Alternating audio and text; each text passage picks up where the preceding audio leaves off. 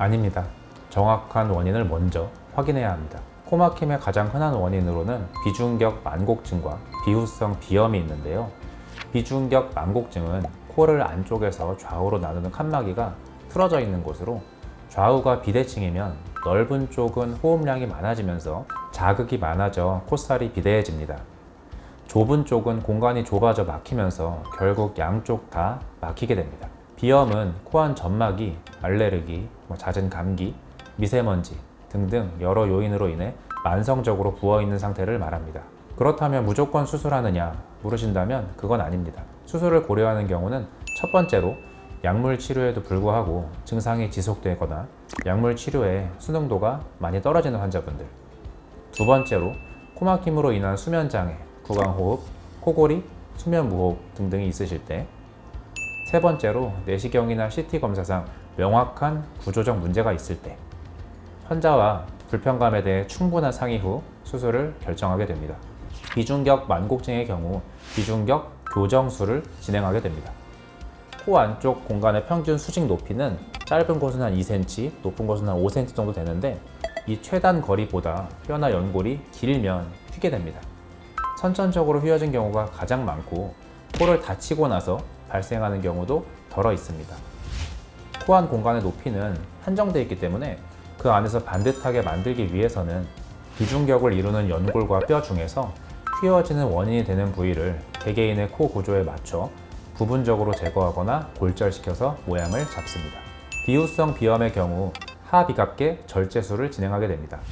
양측의 비대해진 콧살, 즉 하비갑계를 고주파나 미세 절삭기 등을 이용해서 하비갑계의 내부 조직을 줄이고 바깥쪽으로 밀어서 코안 공간을 넓게 만들어줍니다. 비염만 있는 경우는 하비갑계 절제술을 진행하고요. 비중격 만곡증이 같이 있으면 보통 비염도 동반되기 때문에 두 수술을 같이 진행하게 됩니다. 수술 많이 아플까요? 비중격 교정술의 경우 수술 후 양측 코안에 심지를 하루에서 이틀 정도 유지합니다.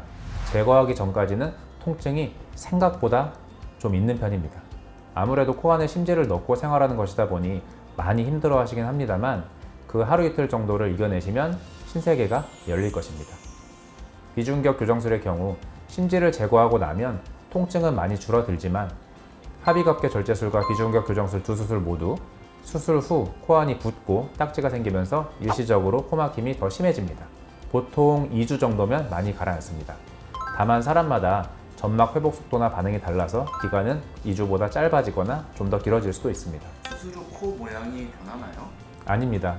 예를 들어 단독주택을 생각해보면 지붕이 밖에서 본 코의 모양이고 집안의 벽을 비중격으로 비유하자면 지붕과 집안의 벽은 서로 연결되어 있는 구조지만 집안에 들어가서 인테리어 공사만 한다고 하면 지붕, 즉 코의 모양은 바뀌지 않고 집안의 구조, 즉 비중격만 바꾸는 거라고 이해하면 좋을 것 같습니다.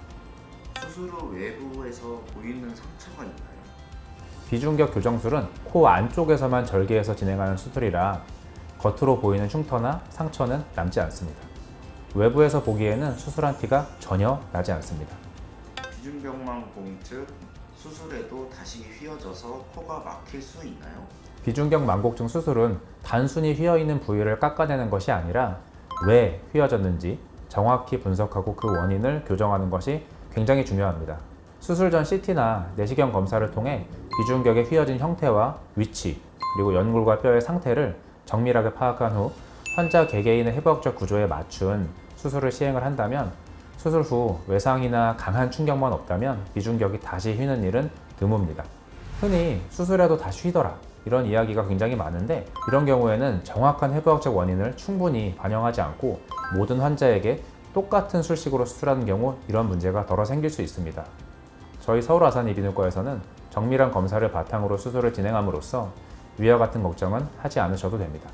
이 밖에 궁금한 내용이나 불편한 증상을 겪고 있으시다면 내원하셔서 전문의와 이야기 나누시길 바랍니다.